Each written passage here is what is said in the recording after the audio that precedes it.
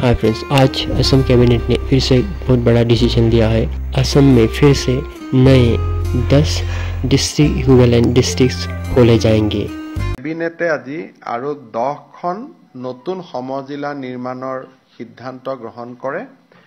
ইয়াৰ এখন সমজিলা হ'ব বকো ছয়গাঁও সমষ্টিত, দ্বিতীয়খন সমজিলা হ'ব পলাশবাৰী সমষ্টিত, তৃতীয়খন সমজিলা হ'ব শোণিতপুৰ জিলাৰ বৰছলা সমষ্টিত, শোণিতপুৰ জিলাৰ ৰঙাপাৰাত চতুৰ্থখন সমজিলা হ'ব, তিনিচুকীয়া জিলাৰ মাকুমত সমজিলা হ'ব, তিনিচুকীয়া জিলাৰ ডিগবৈত সমজিলা হ'ব, যোৰহাট জিলাৰ টিয়কত সমজিলা হ'ব, যোৰহাট জিলাৰ মৰিয়নীত সমজিলা হ'ব, কাছাৰ জিলাৰ ঢলাইত এখন নতুন সমজিলা হ'ব আৰু গোৱালপাৰাৰ দুধনৈত এখন সমজিলা হ'ব।